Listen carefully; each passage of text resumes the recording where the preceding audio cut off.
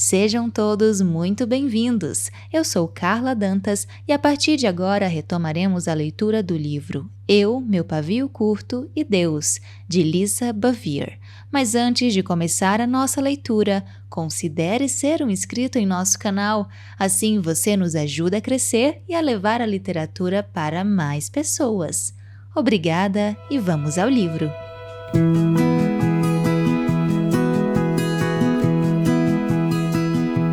Capítulo 6 – Quando a dor é insuportável.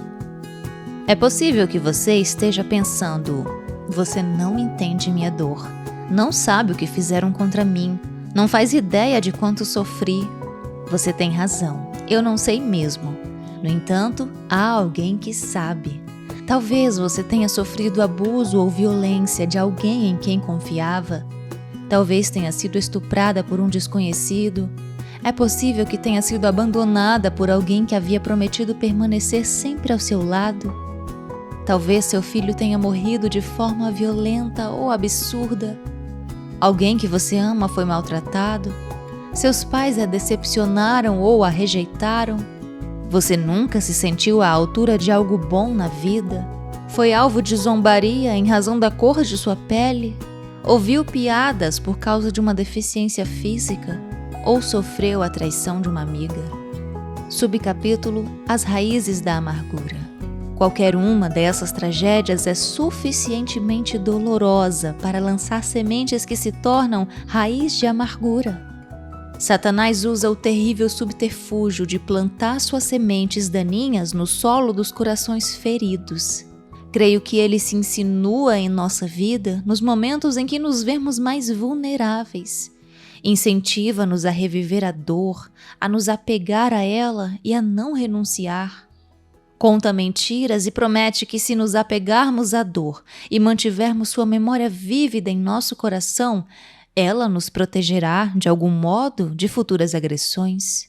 Ele nos incentiva a não abrirmos mão da ira no fim do dia, mas a extrairmos força dela, perpetuando sua influência em nossa vida. Essa é mais uma mentira. Coração despedaçado é como solo arado, terreno fértil para receber sementes.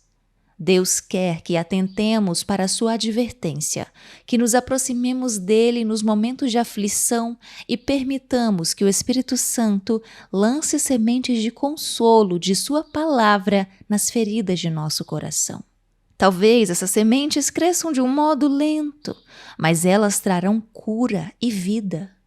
É possível que nos sintamos frágeis e vulneráveis enquanto elas são lançadas, mas elas crescerão em segredo e nos restaurarão de dentro para fora. Satanás também quer lançar sementes. Ele anda ao redor como leão faminto, atraído pelo cheiro de um ferimento. Ele nos convence a dormir com nossa ira e planta o joio da amargura durante nosso sono irrequieto. Então, acordamos com algumas gotas de vingança em nossas veias.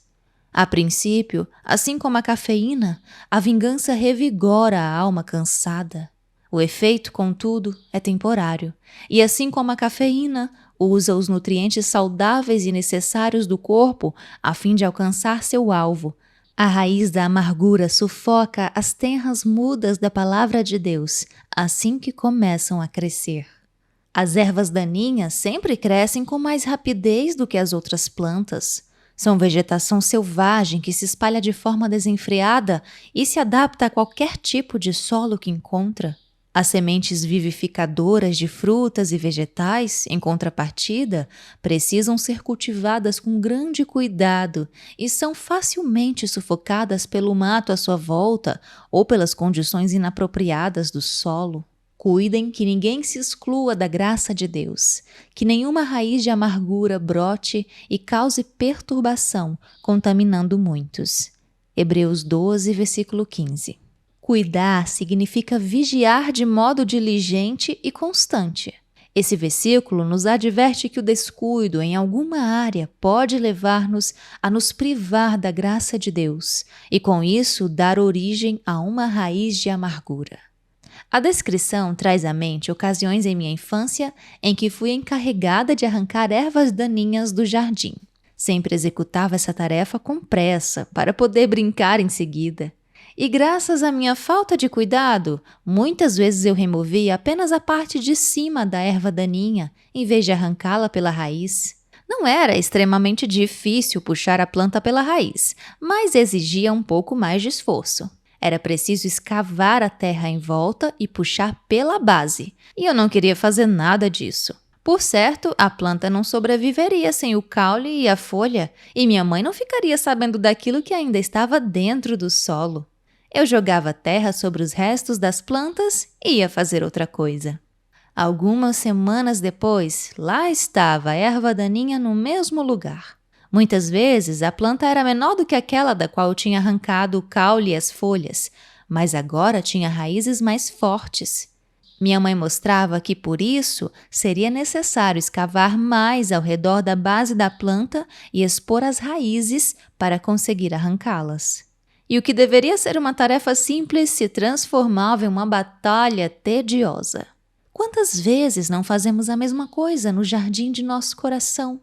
Somos descuidadas ao remover as ervas daninhas e, em vez de arrancar pela raiz os modos de pensar equivocados, apenas removemos a parte visível e esperamos que ninguém perceba a raiz abaixo da superfície. Não deixamos que o Espírito Santo trabalhe de maneira profunda. Não recebemos as palavras que traspassam e penetram.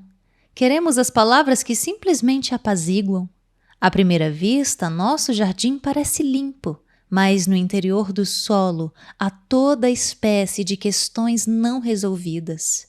As flores nos canteiros começam a murchar e secar, mas nós persistimos em nossa conduta. Então, de repente, a raiz da amargura surge, pois, enquanto se encontrava dentro do solo, emaranhou-se com as raízes de plantas saudáveis e esgotou seus nutrientes. Cavamos ao redor das raízes da amargura e ficamos admiradas com sua profundidade e extensão. Temos de usar luvas para puxá-las com todas as forças, cuidando para nos aproximar cada vez mais da base, a fim de não quebrar a planta e deixar vestígios das raízes no solo. Ao longo desse processo, a terra é revirada e prejudica uma porção de flores ao redor. O que resta, então, é um canteiro visivelmente bagunçado. Subcapítulo: De que maneira a raiz da amargura nos contamina? Raízes de amargura causam problemas e contaminam. Algo outrora puro é poluído, envenenado, adulterado e corrompido. Dessa forma, nosso coração sensível, no qual boas sementes foram plantadas com todo cuidado, é permeado por raízes tenazes cheias de veneno destrutivo e amargo. Por isso, recebemos a seguinte advertência: de tudo que se deve guardar, guarde bem o seu coração, porque dele procedem as fontes da vida. Provérbios 4, versículo 23. As ervas daninhas esgotam e poluem as fontes de água viva. A raiz aparece e então nos sentimos vazias e inertes. Podemos sobreviver por algum tempo sem alimento, mas não duramos muito sem água. O versículo de Provérbios indica que é de suma importância guardar nosso coração. Vestimos a armadura nas partes em que somos mais vulneráveis. Colocamos em cofres aquilo que consideramos mais precioso. Nosso coração é fonte de vida ou de morte. É a câmara de nossa alma. Devemos guardá-lo a 7 chaves e proteger todas as entradas possíveis. De que maneira a raiz de amargura nos contamina? Em Atos 8, 23, Pedro repreende Simão, o mago. Vejo que você está cheio de amargura e preso pelo pecado. Simão havia crido e sido batizado, mas ainda tinha ervas daninhas em seu coração. Elas o levaram a tentar, de forma irreverente, comprar a dádiva gratuita do Espírito Santo, para que as pessoas sobre quem ele impusesse as mãos recebessem o Espírito. A amargura nos mantém cativas do pecado. As ofensas não resolvidas nos levam a tentar usar as coisas preciosas de Deus para validar a nós mesmas em vez de capacitar outras. E, sem nos darmos conta, misturamos aquilo que é precioso com aquilo que é desprezível. Coisas puras e valiosas talvez entrem em nosso coração, mas logo são contaminadas e poluídas pela raiz de amargura que reside ali. A graça de Deus é distorcida e transformada em permissão para pecar, em vez de nos capacitar para andar em obediência. Subcapítulo: Como nos livrar da amargura. Em Efésios, Paulo nos exorta: livrem-se de toda amargura, indignação e ira, gritaria e calúnia, bem como de toda maldade. Sejam bondosos e compassivos uns para com os outros, perdoando-se mutuamente, assim como Deus perdoou vocês em Cristo. Efésios 4, versículos 31 e 32. Em Colossenses, Paulo descreve esse processo como de nos despir de nosso velho eu e nos revestir da nova pessoa, que está sendo renovada à imagem do Criador. Deixamos de ser cidadãos do reino das trevas e nos tornamos cidadãos do reino da luz. Onde antes havia expressões ou ciclos doentios de raiva que pareciam nos proteger, agora fica evidente que, na verdade, essas expressões nos contaminaram e escravizaram.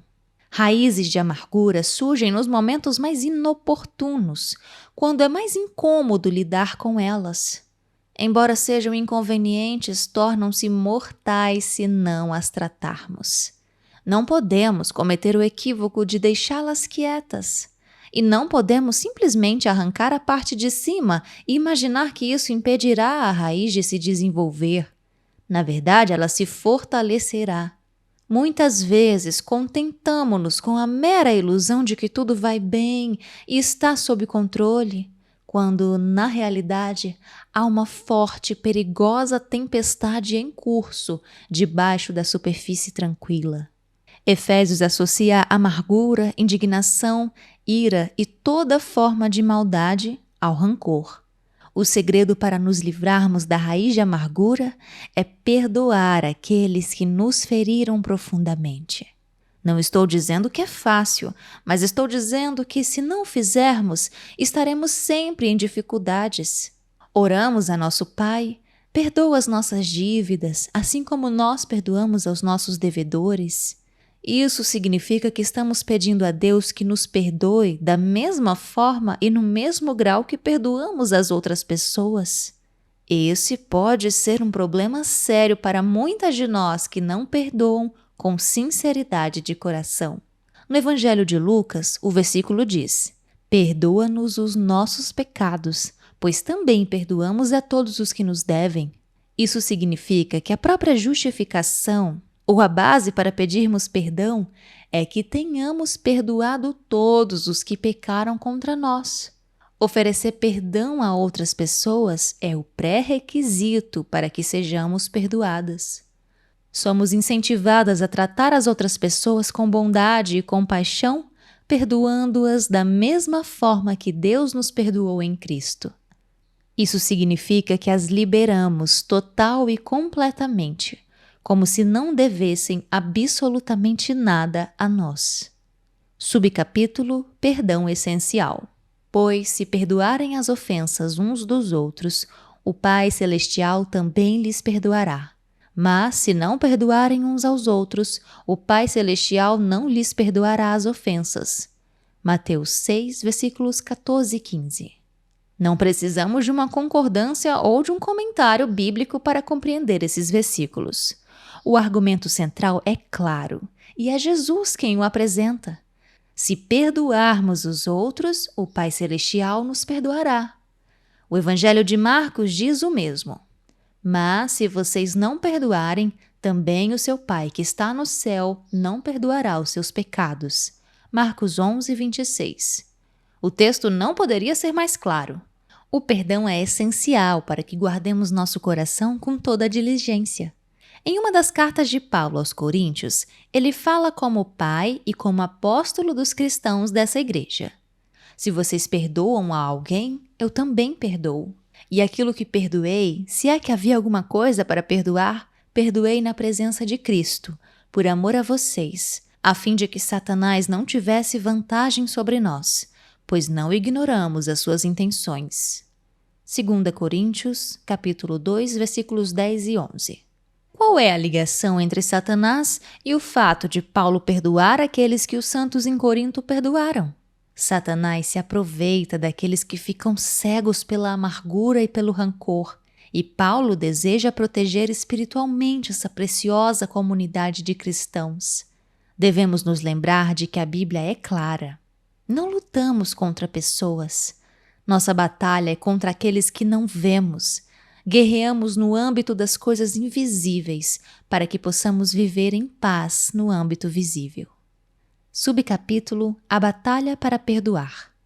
Vistam toda a armadura de Deus, para poderem ficar firmes contra as ciladas do diabo, pois a nossa luta não é contra pessoas, mas contra os poderes e autoridades, contra os dominadores deste mundo de trevas, contra as forças espirituais do mal nas regiões celestiais. Efésios 6, versículos 11 e 12. Nossa verdadeira batalha não é contra quem nos magoou, mas contra o inimigo eterno de nossa alma. A passagem bíblica a seguir nos dá mais entendimento sobre as regiões sombrias do rancor. Leia o texto como se fosse seu primeiro contato com ele, pois traz uma verdade preciosa e importante acerca do reino.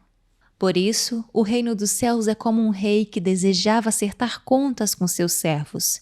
Quando começou o acerto, foi trazido à sua presença um que lhe devia uma enorme quantidade de prata. Como não tinha condições de pagar, o Senhor ordenou que ele, sua mulher, seus filhos e tudo o que ele possuía fossem vendidos para pagar a dívida. O servo prostrou-se diante dele e lhe implorou: "Tem paciência comigo e eu te pagarei tudo." O senhor daquele servo teve compaixão dele, cancelou a dívida e o deixou ir. Mateus 18, versículos do 23 ao 27. Em nossa cultura, não entendemos como reis tinham poder sobre a vida e a morte. Contamos com mecanismos legais, como decretar falência para escapar de nossas dívidas. Mas por um momento, coloquemo-nos no lugar desse homem.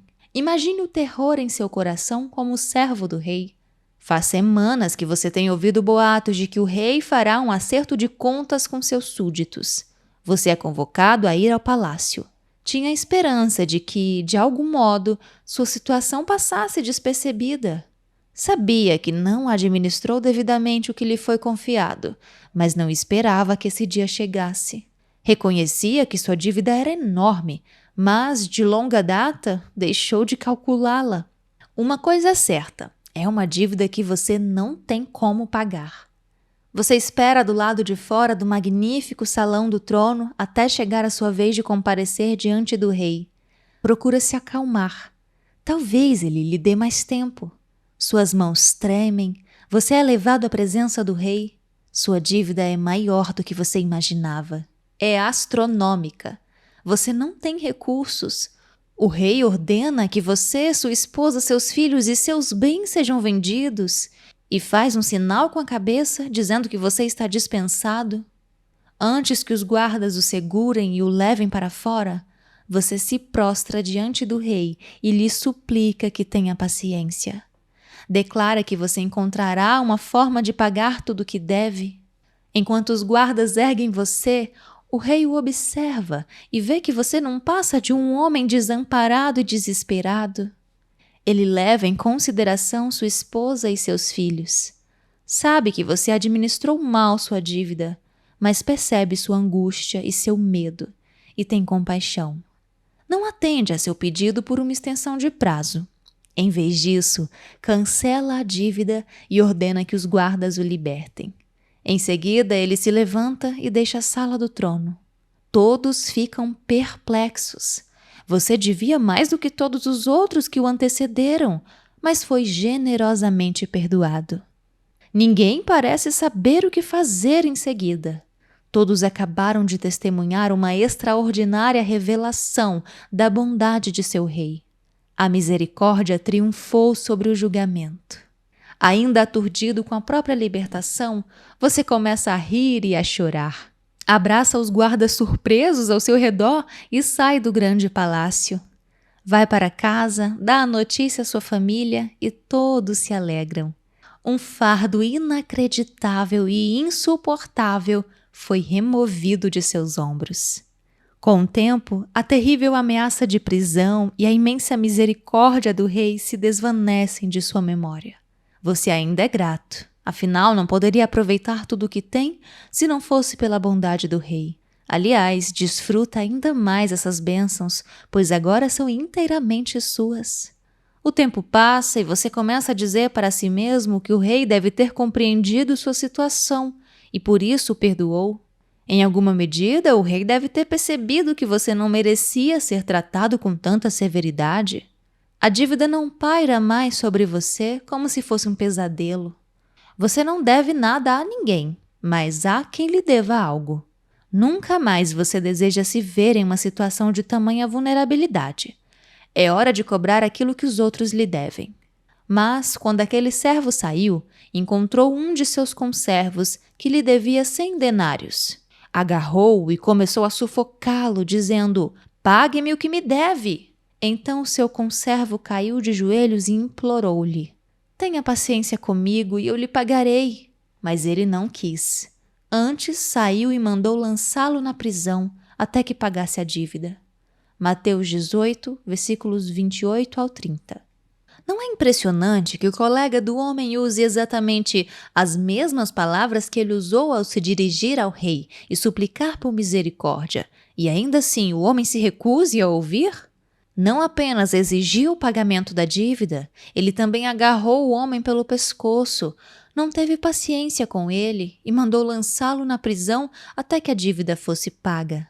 Exerceu plenamente o poder de julgamento do qual ele próprio havia escapado.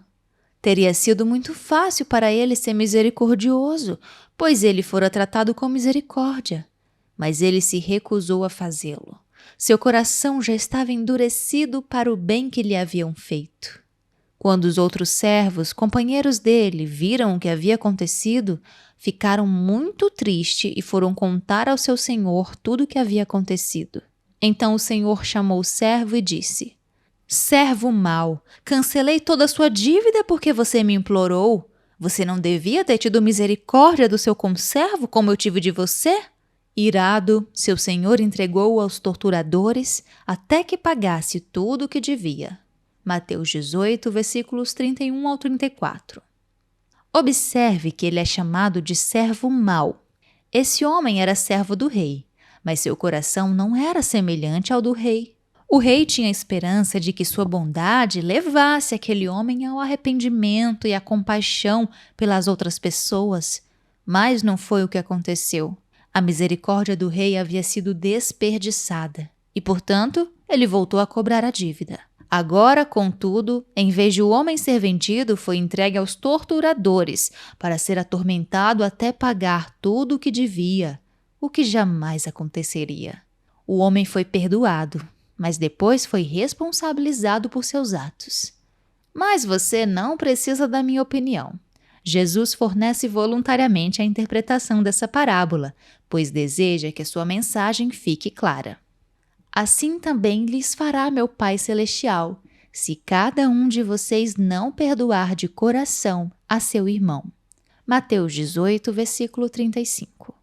Subcapítulo: Uma dívida impagável. O Rei é nosso Pai Celestial. Nós somos o servo com a dívida impossível de pagar. E nossos irmãos e irmãs em Cristo são servos companheiros. Cada uma de nós precisa perdoar de coração as transgressões alheias. Quando deixamos de perdoar alguém, prendemos essa pessoa com cadeias de culpa e condenação. E em pouco tempo, nós mesmas somos atormentadas. Talvez seja nesta vida, talvez seja na vida por vir. Sei, por experiência própria, como é viver sob o peso de uma dívida impagável. Quando finalmente me tornei cristã, já havia acumulado incontáveis transgressões e ofensas em meu registro. Quando John orou comigo para que eu fosse salva, repeti as palavras dele: "Senhor, confesso meus pecados." Então eu me voltei para ele com um olhar de pânico e disse: "Não sei se consigo me lembrar de todos." Eu sentia medo de que a salvação que estava tão próxima fosse perdida em razão da minha lista interminável de transgressões. Você não precisa mencionar cada um dos pecados pelo nome. Apenas confesse que pecou. Garantiu John, dizendo que nada mais seria necessário. Suas palavras me consolaram, pois eu tinha certeza de que Deus mantinha um registro bem mais exato do que o meu. Eu sabia que era pecador e que precisava de misericórdia. No entanto, não levou muito tempo em minha caminhada cristã para eu perceber que estava guardando o rancor de outros cristãos, ou melhor, de meus colegas servos. Sentia que me deviam um pedido de desculpas. No capítulo seguinte, vamos tratar em mais detalhes da armadilha do julgamento. Eu permiti que isso me corroesse. Nesse período, passei por uma intensa guerra espiritual. Eu tinha a sensação constante de que era alvo de ataque, e era mesmo. Eu era uma cristã que havia sucumbido a um ardil do diabo. Gastei um bocado de tempo em oração, atando e soltando amarras, mas de nada adiantou. Estava presa com cordas que eu mesma havia tecido. Por fim, eu me dei conta da verdade. Não importava se eu estava certa ou errada. Importava apenas que meu Senhor havia ordenado que eu perdoasse da mesma forma que eu havia sido perdoada. Eu estava vivendo em desobediência. Fiquei estarrecida com o tamanho do meu engano. Imaginei que estivesse totalmente certa, quando na verdade estava completamente errada. Perdoei sinceramente e clamei ao Senhor para que me lavasse mais uma vez no rio purificador de sua misericórdia. E Ele me atendeu. Estive presa e estive livre. E estar livre é melhor. Não importa quanto tenhamos de nos humilhar, a liberdade ainda é melhor do que a água envenenada. E você? Cansou de consumir o fruto amargo e venenoso produzido pela raiz da amargura em sua vida? O primeiro passo consiste em sermos honestas e nos arrepender. Temos de dar as costas ao ódio e ao rancor e deixar que o grande jardineiro arranque o ressentimento pela raiz em nosso coração. Embora a amargura prometa nos fortalecer e proteger, na verdade ela nos esgota e contamina nossa vida com Cristo. Oremos. Pai Celestial, dirijo-me ao Senhor em nome de Jesus. A amargura em meu coração. Enquanto eu dormia, o inimigo semeou o joio. Separe as coisas preciosas das que são vis, as que dão vida das que a esgotam. Renuncio às mentiras de Satanás e a todos os seus ardis em minha vida. Não cederei mais aos seus argumentos que me contaminam. Revele cada raiz e remova-a de imediato pelo seu Espírito. Mostre-me a quem preciso perdoar. Em obediência, eu os liberto da prisão que criei para eles. Não me devem nada, nem mesmo um pedido de desculpas. Eu os coloco em suas mãos, pois somente o Senhor é justo juiz.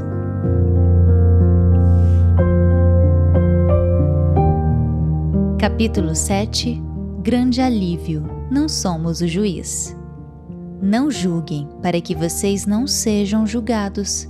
Mateus 7, versículo 1. O que exatamente significa julgar outras pessoas? Nesse caso, ou com essa conotação, significa condenar, castigar ou levar em juízo.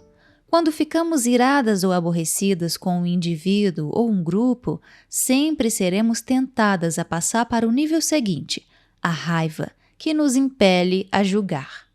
Queremos rotular o outro, pois então poderemos desqualificá-lo como pessoa ou menosprezar o cargo que ele ocupa. Julgar outros também é uma tentativa de nos absolver da culpa. Neste livro, estamos tratando diretamente da ira. Logo, é importante sermos práticas. Creio que isso significa apresentar um conceito de uma forma que possa ser aplicado. Subcapítulo: Julgamento defensivo. Julgar é um mecanismo de defesa.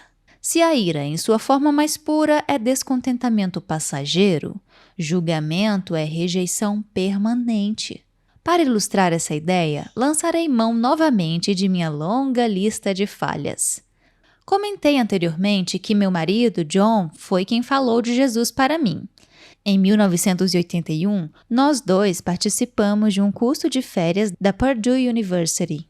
Embora eu não fosse crente, John sentiu claramente que devia me convidar para um café com estudo bíblico organizado por um dos professores. Ao longo dos anos, esse casal temente a Deus havia aberto as portas de sua casa para discipular alunos, dos quais John era um de muitos. Os Blakes permitiram até que John dirigisse o estudo bíblico semanal para que pudesse crescer e se desenvolver em um ambiente seguro e estruturado. Muitos outros estudantes, entre eles algumas adoráveis moças cristãs, frequentavam esse estudo bíblico na casa dos Blakes. Quando John chegou comigo, a descrente do campus, todos ficaram espantados. Será que John tinha se desviado? Ele sabia que eu era uma baladeira? Será que eu, o Satanás encarnado, estava tentando derrubar o líder de seu estudo bíblico? Na verdade, eu era estudante e para mim um convite para um café significava almoço grátis. No início eu não tinha nenhum interesse romântico em John. Ele era gentil e eu não costumava sair com rapazes gentis. Lembro que me senti uma alienígena nesse encontro. Todos pareciam falar crentez, uma língua estrangeira que eu não entendia. Depois da refeição, reunimos-nos na sala de estar para um momento de louvor. Eu não conhecia nenhuma das músicas que eles cantaram e as folhas com as letras das canções que eles haviam distribuído não eram de grande ajuda. Olhei ao redor para ver se mais alguém estava tão perdido quanto eu. Era um encontro interdenominacional e alguns dos alunos estavam com as mãos levantadas. Pensei, que história é essa? Eles querem perguntar alguma coisa? Tensa e nada à vontade, comecei a ler as letras das canções. As palavras de uma delas me impactaram. Ele não vê quem eu era, ele vê Jesus. Meus pensamentos se aceleraram. Será mesmo? Deus podia, de algum modo, olhar para mim e não ver meu pecado? Podia olhar para mim e não ver tudo que eu tinha feito? De imediato eu me senti inundada pela consciência do meu pecado e da minha vergonha. Eram como roupas desconfortáveis que me cobriam. Senti o julgamento de Deus e, ao mesmo tempo, a atração do Espírito. Voltei-me para John, que estava cantando, apontei para as palavras e perguntei: isso aqui é verdade? Deus pode olhar para mim e não ver quem eu sou? John garantiu que era verdade, sem fazer a mínima ideia do que estava se passando em meu íntimo. Comecei a ouvir uma voz que eu sempre havia imaginado que fosse a minha consciência. Não suporto olhar para você. E eu sabia o motivo. Eu não estava revestida de Cristo. Estava coberta de pecado e mundanidade. E essa percepção foi aumentando, até eu sentir uma espécie estranha de medo e uma batalha por minha alma eterna. Depois do café e do estudo bíblico, John e eu caminhamos durante algumas horas pelo campo e ele compartilhou as boas novas comigo. Pela primeira vez consegui compreendê-las. Todas as peças se encaixavam. Minha vida inteira parecia ter me encaminhado para aquele momento. Foi algo intenso. Senti que não podia esperar nem mais um segundo. Então interrompi John. É isso que eu quero. O que eu preciso fazer? Preciso de uma Bíblia? É preciso acender algumas velas? Depois de John se certificar de que eu compreendia inteiramente o que estava fazendo, ele orou comigo e eu senti como se um peso de 200 quilos tivesse sido tirado dos meus ombros. Corri até meu quarto no dormitório e passei boa parte da noite procurando na Bíblia o livro de Paulo, pois John havia citado palavras dele com frequência. Tinha certeza de que era um livro específico e imaginei que Paulo fosse um dos 12 primeiros discípulos. Na manhã seguinte, enquanto eu arrumava a cama, Deus me mostrou claramente que John seria meu marido. Na época, não foi algo muito dramático. Eu gostava dele, afinal ele havia compartilhado o evangelho comigo e salvado a minha vida. No entanto, sempre havia me sentido atraída por homens errados, por motivos errados.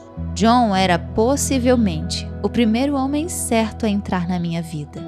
Enquanto Deus estava trabalhando em mim, também estava falando com John. Pouco mais de um mês depois, ele me pediu em casamento. Eu tinha certeza de que nosso casamento seria uma bênção. A certeza era tanta, aliás, que eu não me dei o trabalho de prestar atenção aos conselhos que recebemos no curso de noivos.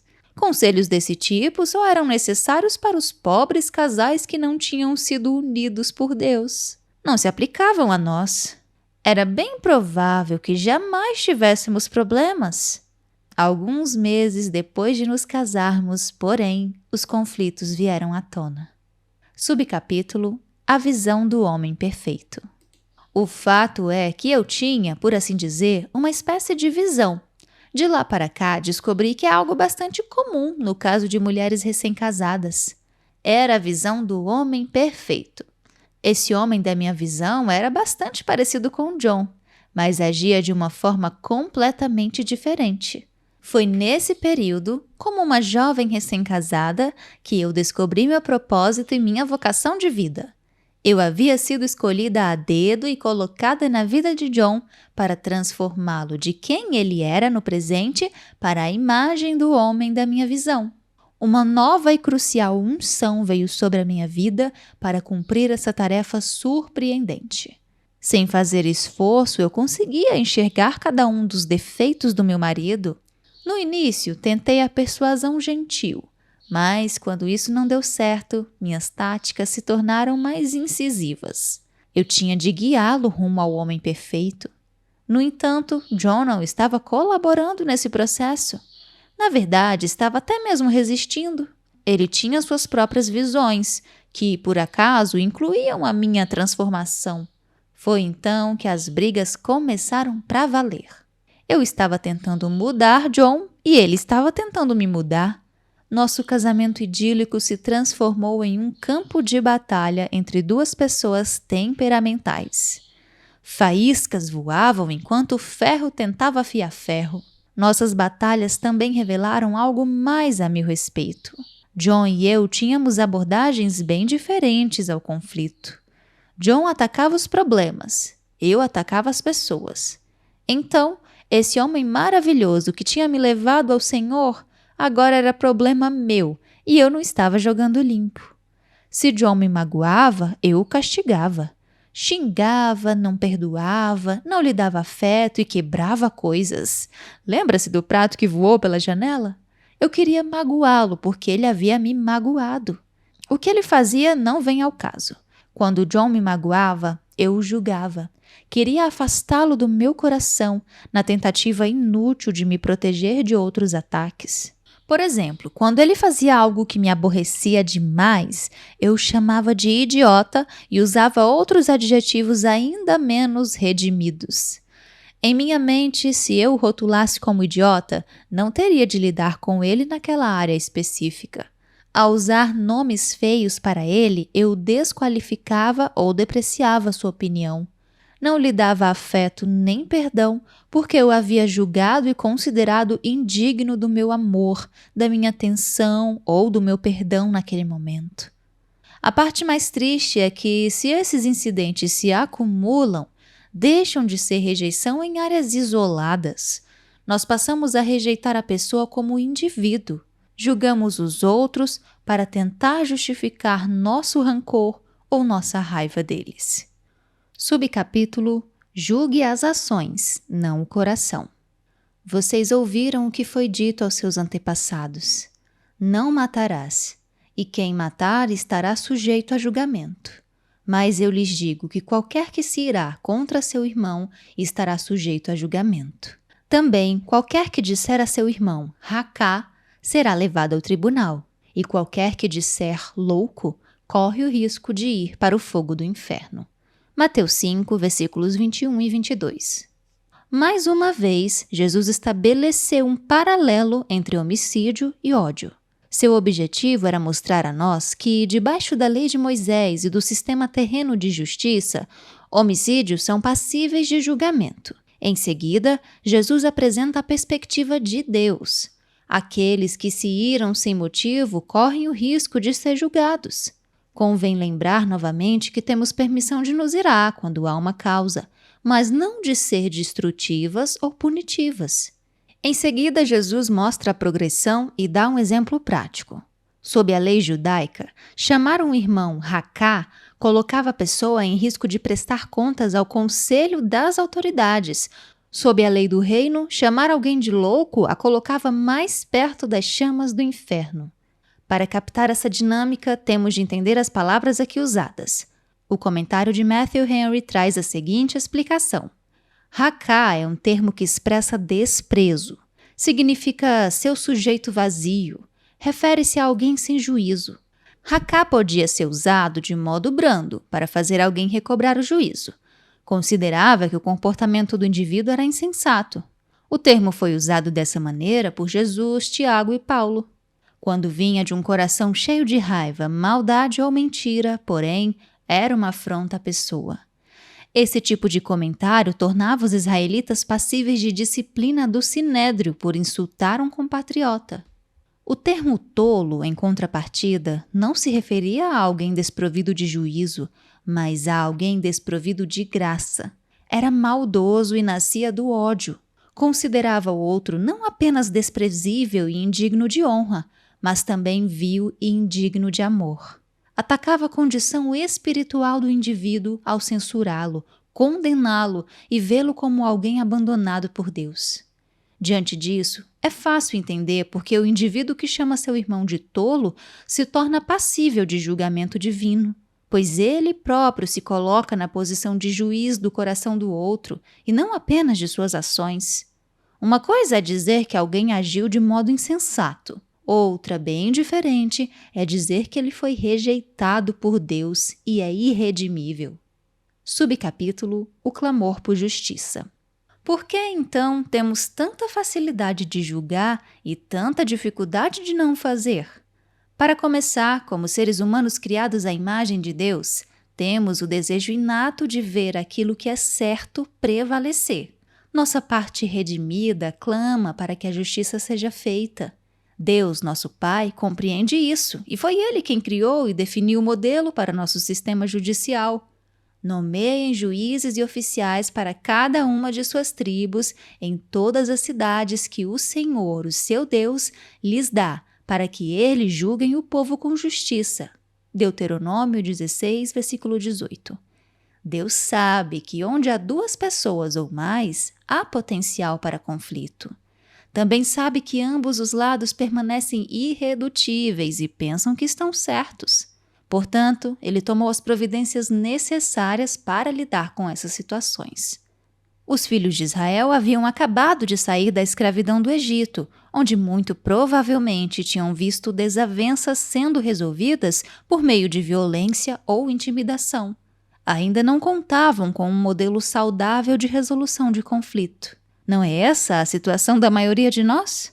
Haviam passado a vida toda no Egito, sujeitos às suas regras e seus estatutos, e agora procuravam viver debaixo da nuvem da proteção e da presença de Deus. No entanto, nosso Deus é santo e justo, amoroso e temível. Em nada se assemelha às imagens de pedra e aos ídolos que eles tinham como deuses antes de encontrar o único e verdadeiro Deus vivo. Como nosso Deus, precisamos servir em espírito e em verdade. Portanto, Deus instruiu Moisés por meio de seu sogro, Jetro. Abre aspas. Escolha dentre todo o povo homens capazes, tementes a Deus, dignos de confiança e inimigos de ganho desonesto. Estabeleça-os como chefes de 1.000, de 100, de 50 e de 10. Fecha aspas. Êxodo 18, versículo 21. Para que esses homens fossem considerados capazes, primeiro tinham de temer a Deus e se mostrar confiáveis, e não interessados em se beneficiar pessoalmente de seu cargo. Deviam então ser nomeados como responsáveis pelas diferentes divisões do povo. Abre aspas.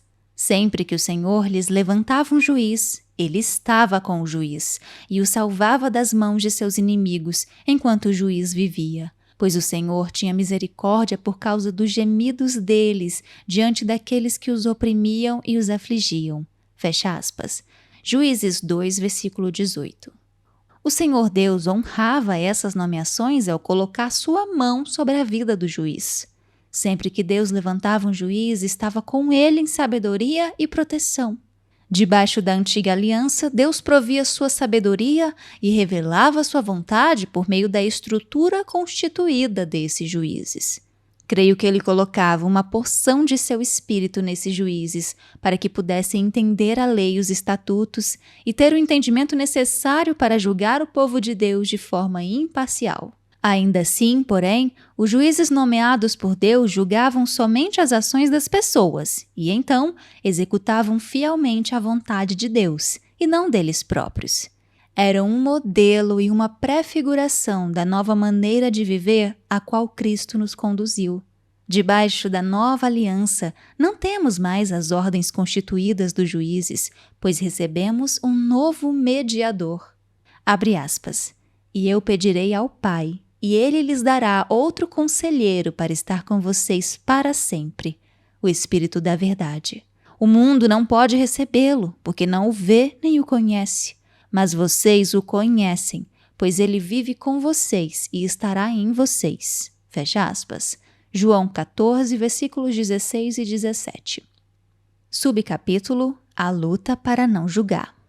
Ainda lutamos continuamente para não julgar as outras pessoas. Gostamos de colocar tudo em caixas bem organizadas. Quando sabemos o que cabe em cada compartimento, sentimos-nos ainda mais seguras, de modo semelhante aos fariseus. Lembro-me de ser atormentada em pensamento por uma situação que ocorreu quando eu ainda estava no início da caminhada com Cristo. Não conseguia categorizar os acontecimentos de maneira nenhuma. Conhecíamos um casal cristão que atuava no ministério. Esposa e marido viajavam e trabalhavam juntos, dando testemunho público de que tinham sido unidos por Deus. Eu tive a oportunidade de passar algum tempo com ambos e senti que os dois amavam Deus e as pessoas de todo o coração. De repente, porém, surgiram vários rumores desagradáveis a respeito desse casal. E antes que nos dessemos conta, os dois estavam bem no meio de um processo de divórcio. Não houve adultério. Ao que parece, simplesmente faltava compatibilidade ao casal. Eu perdi o chão. Estava lidando com dificuldades em meu casamento e confiando que Deus nos ajudaria a resolver os conflitos, pois Ele nos havia unido. Esse casal, que dizia também ter sido unido por Deus, desistiu do casamento e, em pouco tempo, a esposa se casou com outra pessoa. Minha confiança de que Deus poderia fazer algo no meu casamento foi abalada. Meu impulso foi encontrar algum tipo de defeito nesse casal. Se eu conseguisse desqualificá-los, poderia espremê-los dentro de uma caixa. Afinal, eu sabia de passagens nas Escrituras que justificavam meu posicionamento.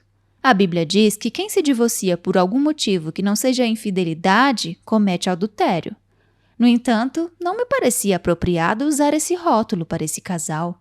Eu os amava e queria compreender o que havia acontecido, mas não fazia sentido algum para mim. Sem citar nomes, descrevi o tumulto em meu coração para um pastor sábio e piedoso. Preparei-me então para uma longa e profunda explicação bíblica. Em vez disso, porém, ele se limitou a suspirar e disse: "Esse é um caso difícil. Que bom que não preciso julgá-lo." No mesmo instante, senti que o peso da situação foi removido de mim.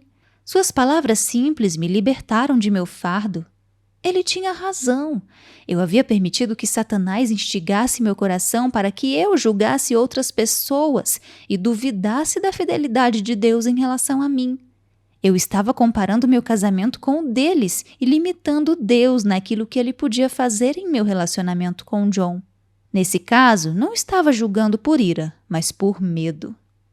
Vários anos atrás, John e eu levamos um grupo de jovens para a ilha de Trindade, no Caribe, onde trabalhamos como igreja local e demos testemunho nas ruas e de casa em casa. Isso foi logo depois dos escândalos de Jimmy Swaggart e Jim Bakker, e nós ouvimos de todos os lados questionamentos sobre a integridade desses homens. A princípio, isso nos incomodou, mas a certa altura algo me ocorreu. Espere um pouco, Jimmy Swaggart e Jim Bakker não têm nenhuma relação com o que estamos pregando. Então eu pude responder sem hesitar. Esses homens não morreram por nossos pecados. Jesus morreu por nós. Eles não têm nada a ver com aquilo que estamos dizendo. Pare de inventar desculpas. Muitas vezes julgamos outras pessoas para reduzir a pressão que nós mesmas sentimos. Quando eu brigava com John, era extremamente dura com ele. Mas sabe com quem eu era mais dura? Comigo. Eu atacava John para me justificar e para desviar a atenção dos meus defeitos. Se eu pudesse mostrar claramente que ele era imperfeito, eu não me sentiria tão mal por não ser perfeita. O problema é que quando julgamos, também nos sujeitamos a ser julgadas. Abre aspas. Assim, quando você, um simples homem, o julga, mas pratica as mesmas coisas, pensa que escapará do juízo de Deus?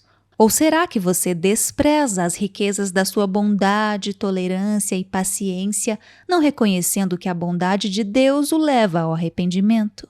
Fecha aspas. Romanos 2, versículos 3 e 4. Como meros seres humanos, fazemos as mesmas coisas das quais acusamos as outras pessoas. Acabamos trazendo sobre nós exatamente aquilo que procuramos evitar. Deus diz que quando julgamos os outros, na verdade estamos demonstrando desprezo por sua misericórdia e bondade.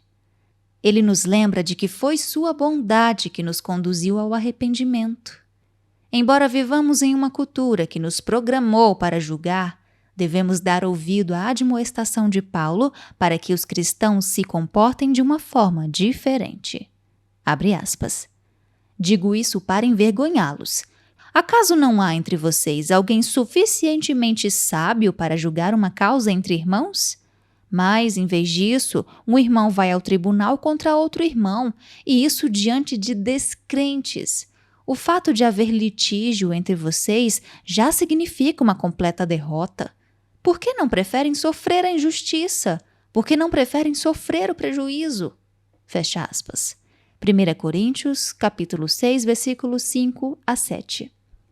Observe que ainda nos é permitido julgar desavenças, mas Paulo incentivou a igreja a escolher membros sábios como árbitros a fim de evitar que sua causa fosse apresentada em um tribunal pagão, não constituído por crentes. Seu maior desejo, contudo, era que nem sequer houvesse litígio entre os cristãos. Era preferível que sofressem a injustiça cometida por outro irmão a se esforçarem tanto para garantir os próprios direitos. Também nesse caso, há semelhança com as brigas que eu tinha com meu marido. Não há nada de errado em querer trazer inconvenientes à tona, desde que eu ataque o problema e não a pessoa. Precisamos aprender a enxergar o que estamos fazendo. Em minha experiência, descobri que sou mais rápida para me defender do que para ter consciência das minhas ações. Portanto, nem sempre sou o juiz mais confiável do meu próprio comportamento. Preciso da intercessão daquele que é muito mais sábio e imparcial na situação. Subcapítulo: O problema do orgulho. O orgulho só gera discussões, mas a sabedoria está com os que tomam conselho. Provérbios 13, versículo 10. Meu orgulho muitas vezes me impedia de ceder, mesmo quando eu sabia que estava errada. Se o orgulho é solo fértil para brigas, a humildade é o ventre no qual se desenvolve a reconciliação. Sempre que me humilho, vejo cura e perdão nascerem onde antes pareciam impossíveis. Há muitas maneiras de nos humilharmos, mas julgar as outras pessoas não é uma delas. Quando julgamos os outros, não estamos nos rebaixando, mas sim nos exaltando, como se fôssemos superiores quanto à posição, à percepção ou à inteligência. O melhor testemunho que podemos dar é caminhar em amor e perdão, sem impor nossos direitos sobre as outras pessoas. E isso só acontece quando permitimos que o Espírito Santo intervenha em nosso favor e nos arrependemos da tendência de nos elevar à posição de juízes. No capítulo seguinte, abordaremos uma questão que precisa estar resolvida em nosso íntimo. É tentador acreditar que estamos sendo julgadas. Peço a Deus que você experimente libertação em todas as áreas de sua vida em que há julgamento. Portanto, você, por que julga seu irmão? E por que despreza seu irmão? Pois todos compareceremos diante do tribunal de Deus. Romanos 14, versículo 10. Oremos. Querido Pai Celestial, dirijo-me ao Senhor em nome de Jesus. Arrependo-me de ceder à pressão e de cair na armadilha de julgar as outras pessoas. Perdoe-me e purifique-me. Liberte-me em todas as áreas da vida em que essa conduta me colocou debaixo de seu julgamento ou do julgamento humano. Humilho-me e arrependo-me de meu orgulho e de minha insensatez. Somente sua misericórdia pode triunfar sobre qualquer julgamento. E peço humildemente que sua misericórdia cubra meus erros e abra meus olhos. Desejo a verdade e não suspeitas. Desejo o temor santo do Senhor e não o medo das pessoas. Faça a luz de sua verdade brilhar sobre todas as áreas de escuridão dentro de mim.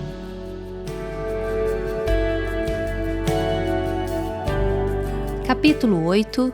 Deus está irado com as mulheres? Talvez essa pergunta pareça estranha em um livro que trata da ira pessoal em mulheres. Creio, porém, que é sempre difícil abrir mão da ira quando imaginamos que somos o alvo da ira de outrem. Antes de eu ser salva, imaginava Deus nas nuvens com um livro de registro em que anotava todos os meus pecados e atos de insensatez. Cada transgressão era seguida de um X. Deus estava zangado comigo e mais que preparado para me lançar no inferno. A mim parecia que não restava nenhum caminho para a reconciliação. Eu havia pecado repetidas vezes e não tinha como apagar meus atos perversos. Imagine meu espanto quando John me disse que Deus o instruíra a me convidar para sair.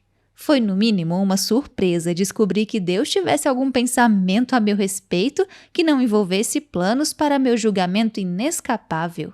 Ouvir então que Deus me amava era algo que ia muito além do meu entendimento. Diante dessa bela misericórdia, eu me entreguei aos seus cuidados. Nunca me passou pela cabeça que essa dinâmica tivesse alguma relação com a minha feminilidade. No entanto, comecei a frequentar igrejas, congressos e encontros de vários tipos, onde então ouvi coisas que enevoaram minha visão do amor de Deus por mim. De algum modo, eu tinha a impressão de haver recebido redenção como uma cidadã de segunda categoria do reino. Quero deixar claro que ninguém disse isso abertamente. Ainda assim, era uma ideia presente nas entrelinhas. Mulheres não são dignas de confiança e dificilmente são redimidas. Subcapítulo: Uma mulher piedosa? Eu ainda estava na faculdade quando pela primeira vez me senti confusa a esse respeito. Viajei do Arizona para Houston a fim de participar de um congresso no feriado de Ação de Graças. Fazia 4 meses que eu era cristã e estava empolgada e ansiosa para participar desse evento com pessoas que compartilhavam da mesma fé preciosa. Eu ansiava por ouvir verdades libertadoras da palavra de Deus. Até então, a luta havia sido solitária. Desejava fortemente agradar ao meu Pai Celestial e, portanto, abri meu coração e peguei caneta, papel e a Bíblia com meu nome gravado na capa. Não estava preparada, contudo, para o que ouviria. Depois de um momento de louvor, durante o qual chorei, o pastor se levantou e começou com uma oração. Em seguida, ele pediu que todos se sentassem. Chamou sua esposa para subir no palco. Inclinei-me para a frente para tentar vê-la melhor. Eu estava distante do palco, mas tinha a esperança de aprender algo. Então eu vi aquela bela e elegante mulher subir em um palco cercado por milhares de pessoas. Enquanto ela estava ao lado do marido, ele fez uma série de piadas humilhantes, a maioria a respeito dela. A esposa respondeu com um bom humor. Muitos na plateia riram, mas eu comecei a me sentir mal. As brincadeiras dele pareciam mais incisivas do que as dela. Era como se ela conhecesse seus limites, enquanto ele não os tinha. Logo descobri o motivo. Vocês sabem por que nós, homens, precisamos das mulheres? Perguntou ele, em tom de gracejo aos presentes. Comecei a pensar em uma resposta séria e imaginei que ele fosse dizer algo elogioso depois de depreciar a inteligência e o valor da esposa. Se não fosse por elas, os homens ainda estariam no jardim. A plateia desandou a rir. Olhei ao redor, homens e mulheres gargalhavam. Será que eu era a única pessoa perplexa e constrangida com esse comentário? Será que havia saído de um mundo de humilhação só para ser alvo de gozação em outro? Olhei para o casal sentado perto de mim e do John. Os dois estavam rindo. Olhei para John. Ele percebeu que eu me sentia confusa e aborrecida. Meu rosto estava quente e senti lágrimas tentarem escapar. Voltei-me para John e disse: "Vou ao banheiro." Tive a sensação de que todos repararam em mim e de que tinha sobre os ombros uma bandeira de excluída e rebelde. No banheiro, olhei ao redor novamente e tive a impressão de que havia sido a única a ficar chateada com aquele comentário.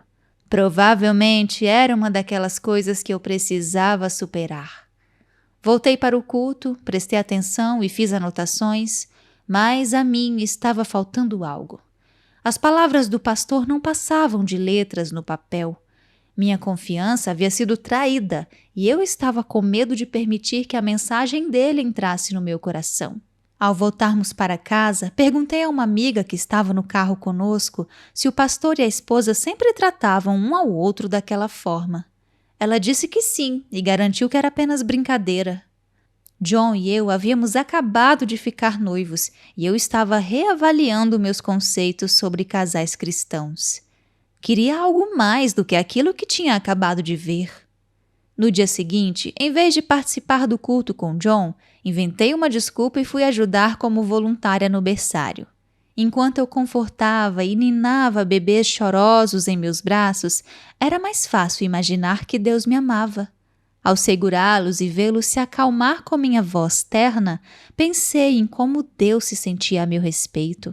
Eu gritava por dentro e ele falava ternamente comigo. Eu era sua filha, ele era meu pai.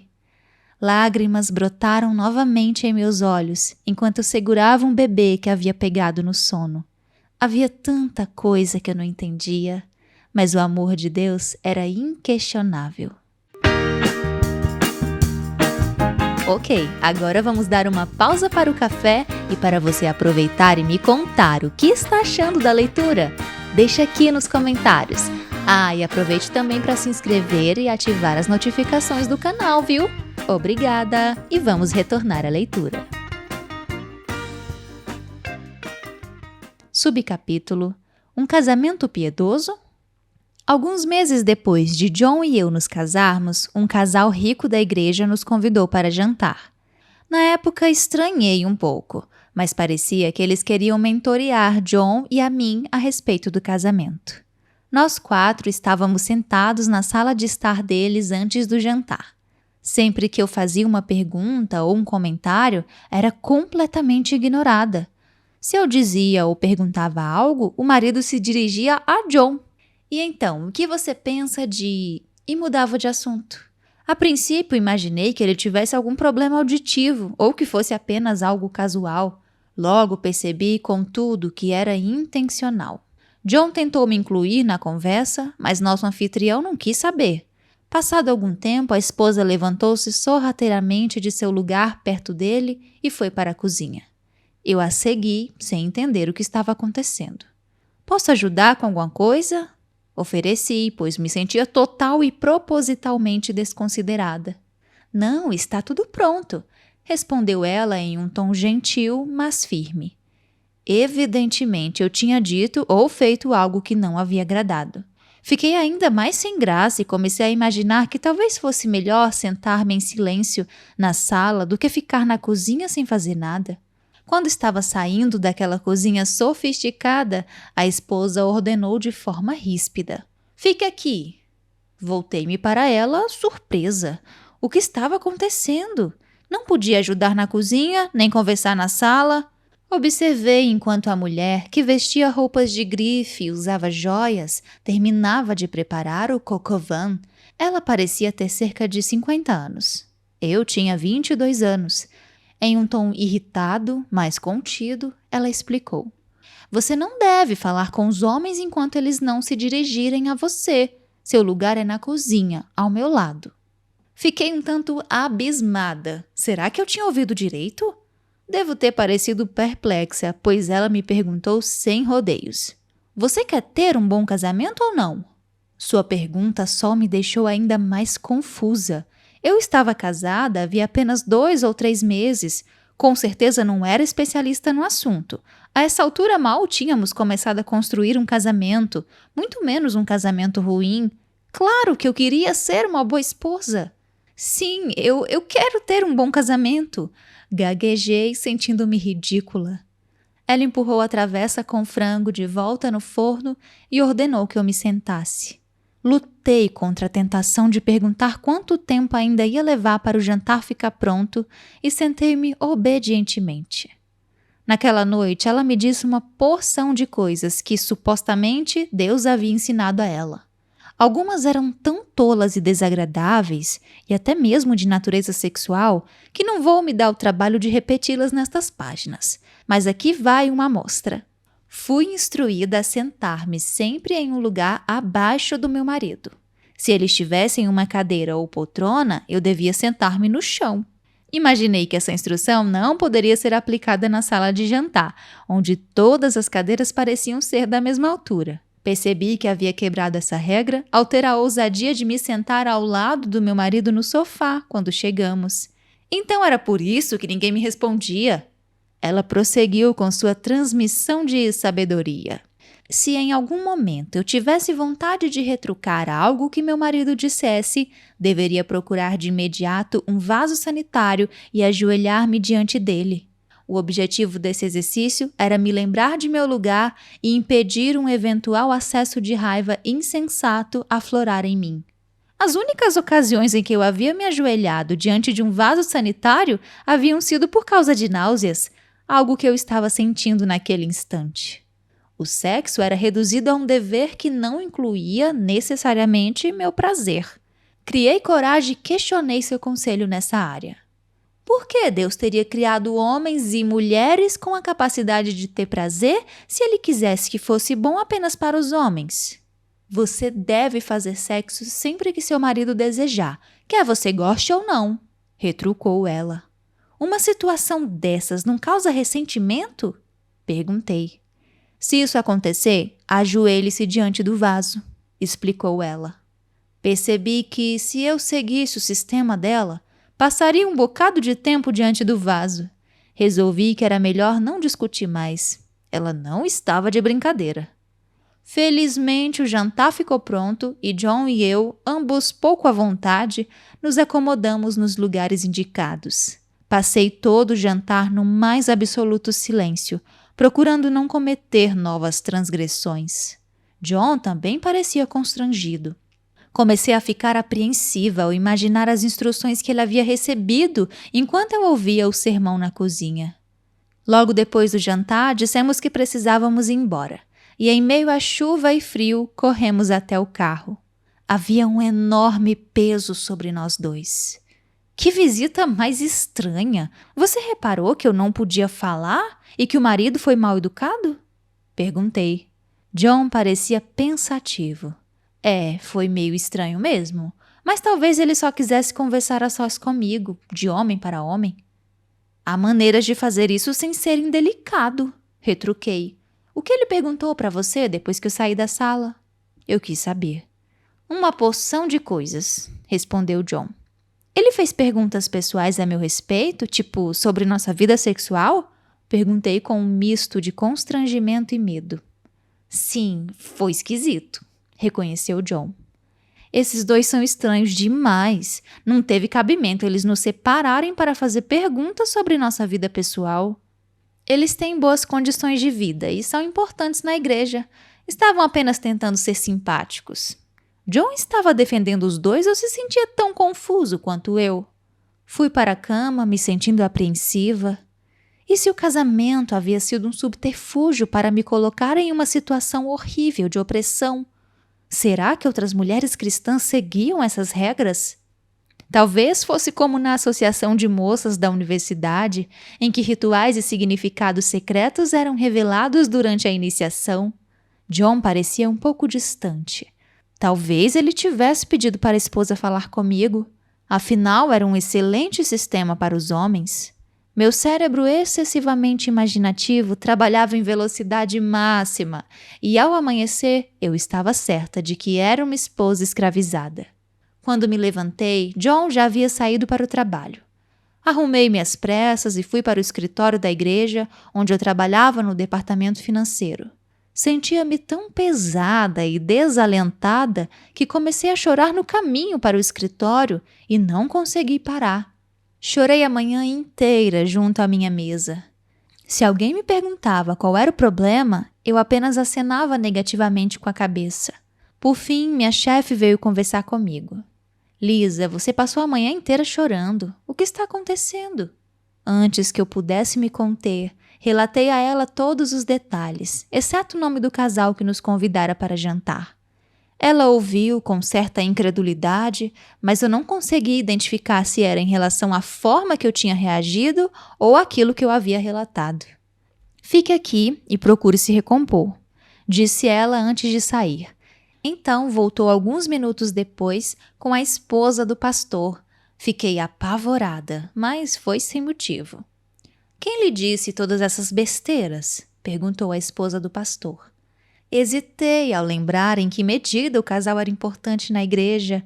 Eu era uma membra humilde, eles eram cheios de grana. Quero saber quem disse isso, exigiu ela. Quando contei, ela ficou furiosa. Explicou que os dois eram recém-convertidos e não tinham condições de instruir ninguém. Estavam casados fazia apenas 1 ou 2 anos. Ela era a terceira esposa dele e ele era o segundo marido dela.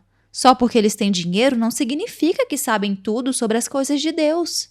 Não se passaram nem 2 anos e aquele casal se divorciou.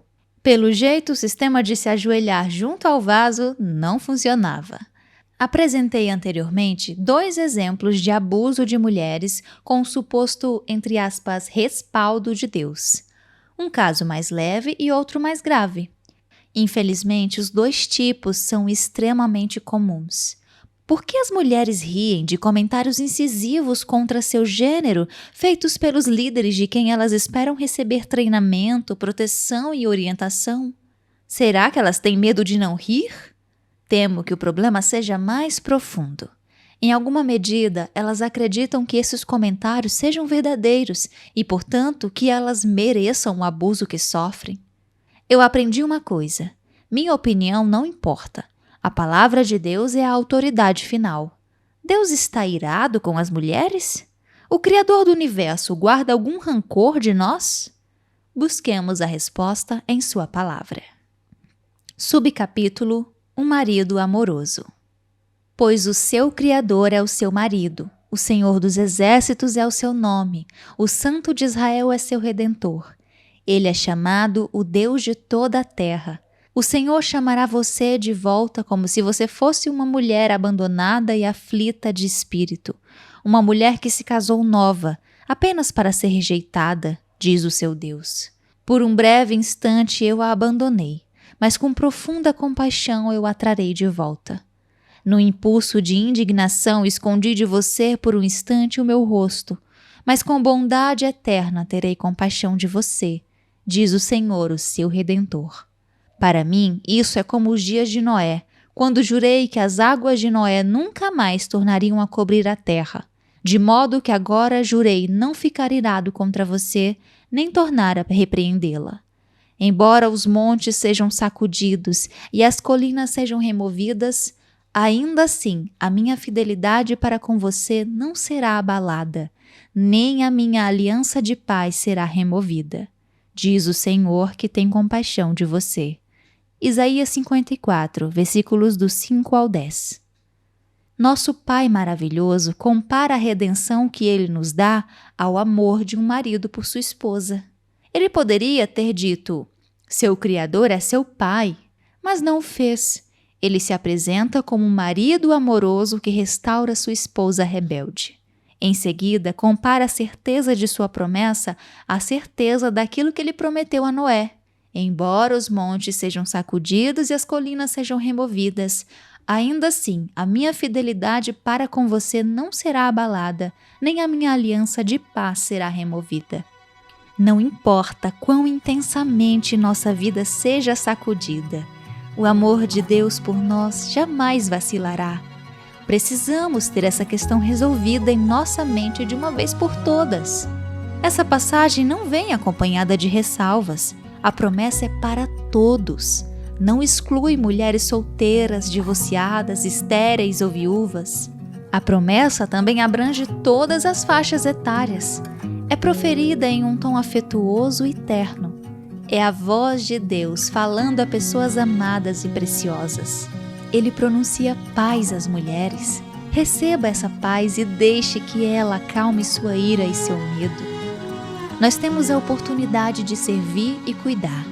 Mas, quando vivemos sob medo constante do descontentamento de nosso Pai Celestial, cansamo-nos de fazer o bem.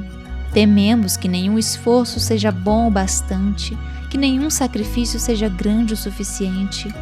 Lembre-se de que a graça não se baseia naquilo que fazemos, mas sim no que foi feito por nós. Nenhuma de nós poderia ter uma visão suficientemente agradável a Deus, obediente a todos os seus estatutos. Precisamos ser mulheres segundo o coração de Deus, mas não o buscaremos se temermos sua rejeição e sua cólera. Esse medo cria um ambiente carregado de frustração e, inevitavelmente, de ira. Deus quer libertar suas filhas desse fardo pesado que as oprime e as deixa em estado constante de exasperação. O simples fato de que Jesus voltará para buscar sua noiva reforça o terno amor de Deus pelas mulheres. Se fôssemos algo inferior a companheiras que completam o homem, Deus não teria escolhido o relacionamento íntimo entre marido e esposa para ilustrar o grande mistério de Cristo e de sua igreja. Oremos. Pai Celestial, dirijo-me ao Senhor no precioso nome de Jesus. Sei que permiti que uma mentira se infiltrasse em meu coração e tirasse a paz de meu relacionamento com o Senhor. Creio naquilo que o Senhor declarou. Creio que o Senhor existe e é verdadeiro, bom e justo. Por favor, remova qualquer vestígio da mentira de que o Senhor está irado comigo porque sou mulher. Sou mulher em virtude de seus planos e de seus propósitos. Não é algo de que deva me ressentir ou me envergonhar. É algo a ser celebrado, pois sou formada de modo especial e admirável. Remova toda a vergonha, toda a culpa e todos os estereótipos de minha mente. Renove em mim o espírito estável e grave em meu espírito que tipo de mulher o Senhor quer que eu seja. Eu perdoo aqueles que me caluniaram por preconceito e ignorância. Eles não sabiam o que estavam fazendo.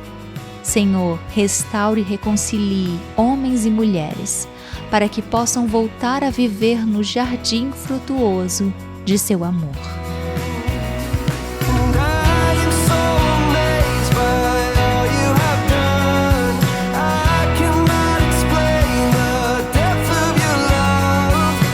Retomaremos a leitura deste livro no próximo vídeo do canal. Não deixe de acompanhar e aproveite para se inscrever, deixar seu comentário e compartilhar com seus amigos. Obrigada! Hallelujah. Love has made a way.